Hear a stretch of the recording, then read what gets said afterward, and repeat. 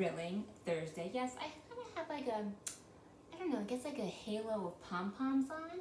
Kind of matched my white shirt. I went with a theme and I've got little things hanging. I don't know. I was getting creative. Anyway, you ready for our next chapter in the Panda Puzzle? I know I am. I'm loving our mystery unit. Read them in class together. We read them in the read alouds. Chapter 8. The kids met in front of the fitness center an hour later. They were very sneaky.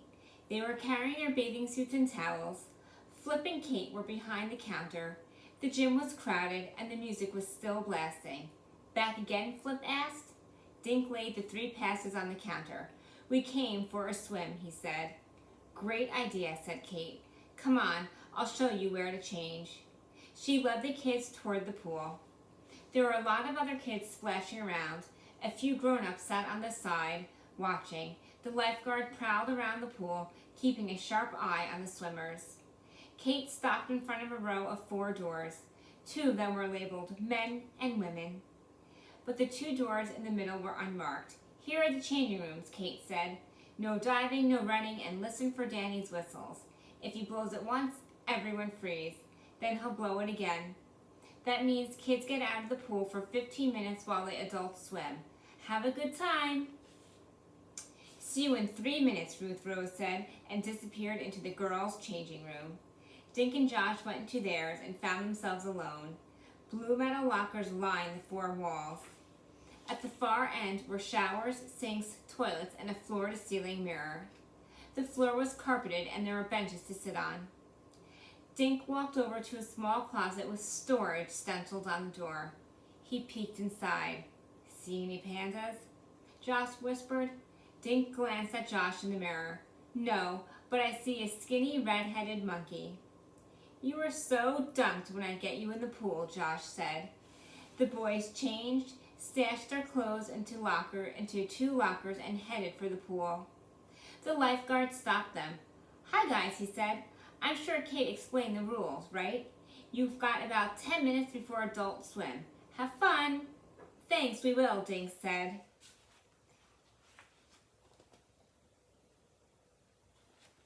Ruth Rose came out wearing a lime green bathing suit.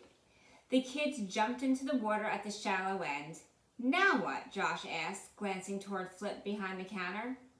I'm wondering what's behind those 2 other doors, Dink said. One might lead to the bowling alley, Josh said. I think it's right below us. Maybe we can check them out during adult swim, Ruth Rose said. When the whistle blows, make sure you climb out on that side. While they waited, the kids swam and splashed each other. Josh tried standing on his head underwater. He came up coughing. Suddenly, the whistle blew. Everyone in the pool turned and he faced the lifeguard. Adult swim, he yelled and blew the whistle twice more.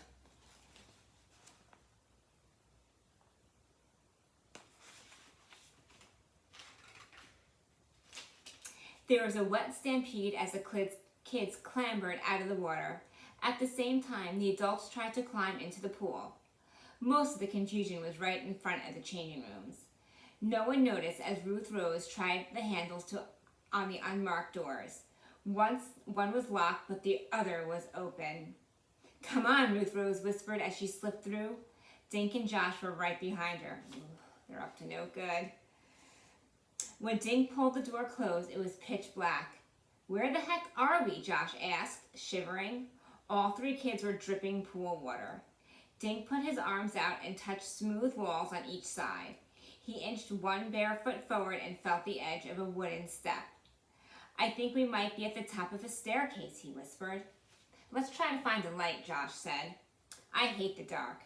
Not yet, Ruth Rose said. Let's feel our way down and see if there's a light at the bottom. Watch out for slivers, Dink said. The kids made their way down the dark stairs.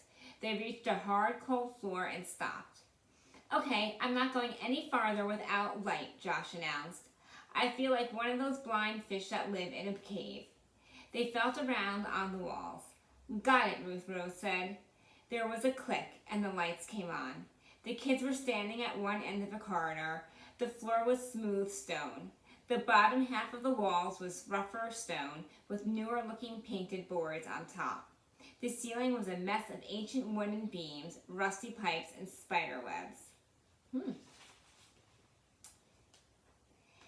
Check this out, Dink said. Scratched into the mortar between the two stones was a date, 1902. Mortar's like cement.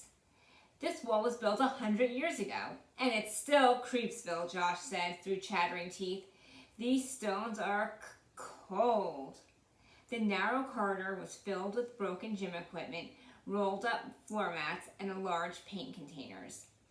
A row of cardboard boxes lined the right hand of the wall. A corridor is like a hallway. There were no other doors in the corridor. What's that noise? Ruth Rose asked. It sounds like thunder.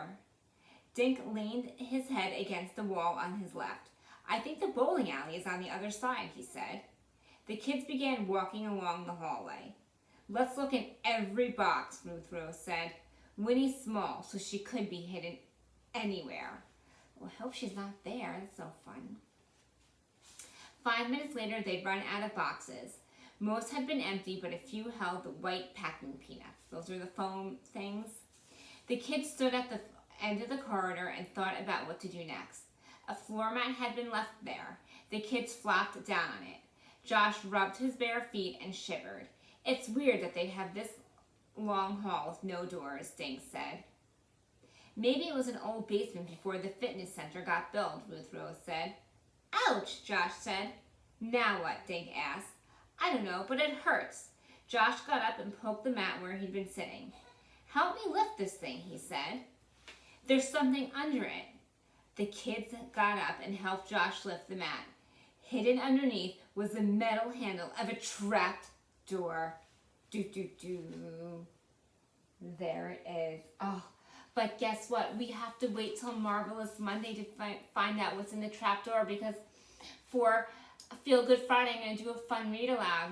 All right, guys, something to look forward to. I'll see you soon.